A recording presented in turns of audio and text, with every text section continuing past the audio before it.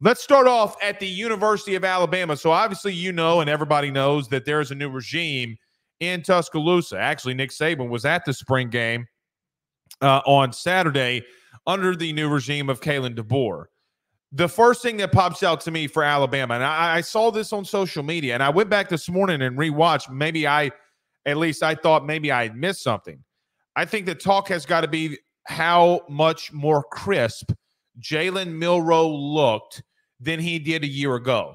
The first thing that you would think from Kalen DeBoer, who is an offensive guy, and quite honestly, guys, an offensive genius, you would think that the quarterback room would take the next step. Guys, go watch Jalen Milroe from a year ago and go watch him in the spring. Now, I know what you're going to say, and we're going to talk about this on all of these spring games. Blake, it's spring. What are you realistically pulling out of? Well, I think Jalen Milroe's footwork is 10 times better than it was a year ago. I thought the touch that he had on his passes was 10 times better than it was a year ago. I thought his decision-making was 10 times better. Now, is he going to be an elite passer? No. But he's much more improved from this time last year to where he is right now. Now, remember last year where Jalen Milroe was. I remind you that it was Saban and Tommy Rees who went out and got Tyler Buckner, who plays lacrosse now, because they didn't know if Jalen Milroe would wind up being the guy.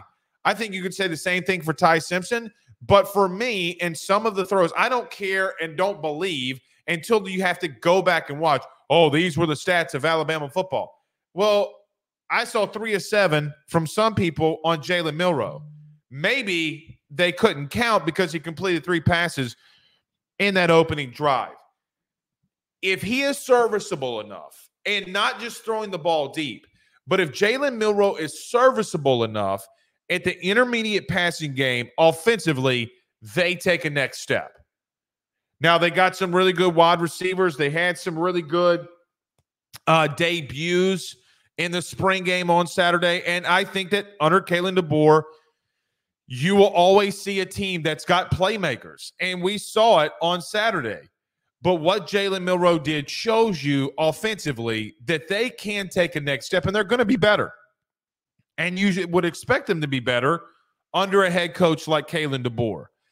The thing for me, though, was, and I think that the biggest stamp outside of Jalen Milroe was because he was able to throw stuff at a consistent rate, a consistent enough rate in the intermediate passing game, it opened up lanes for Jam Miller.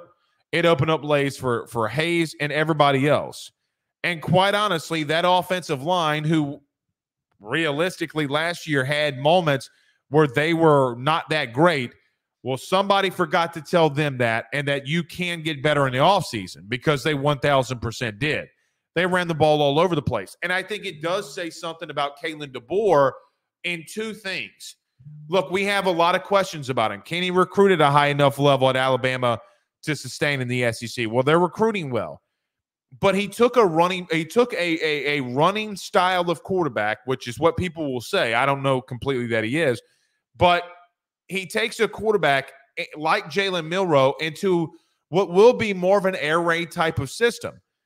Because he completely changed things. You didn't see on Saturday what you saw last year at Washington. It's completely different things of what they've done. I think Kendrick Law from Shreveport is a guy that everybody needs to keep their eyes on. Offensively, guys, I really think that they're going to be pretty decent. Because if they run the ball like that and Jalen Milroe can hit those intermediate passes, guys, I'm not going to say that they're going to be the best team in the SEC offensively. I don't think remotely close that they'll be able to do that. What I do know is that they're going to run the football and run it right down your throat, and I do question if they can stop it. Jam Miller had a big day. Jalen Milroe had a big day. The offense, is specifically at the offensive line, looked just so much better. I mean, you could tell that last year's Washington team for DeBoer, that offensive line is much better than what he had a year ago, and maybe cleans up some things on what you want to see DeBoer do because he can run the football so effectively. Here's the bad. And when the portal opens tomorrow or later tonight, whenever it is, there are a lot of teams in college football, and this is going to be a recurring theme, and it's not something that you would say is just Alabama centric. Now, I will remind you that when Kalen DeBoer got there, he necessarily couldn't go and was behind the 8 ball at getting guys in the portal. I think that they're going to be big players in the portal when it opens tomorrow. But they really need interior defensive linemen. Because if that offensive line isn't as good as some people say that they're not, well, then how do you explain what happened on the defensive line? Now, they had a lot of guys leave, and I get that. I thought their secondary looked lost. But I'm not going to panic over a spring game at all. But you have two sides of the football, one offensively that looked so much light years better than you did, and you getting pushed around in simplistic stuff that Alabama ran. I don't know if they don't need to go into the portal and get one, maybe two interior defensive linemen that can play. And I think that they're going to be a player there.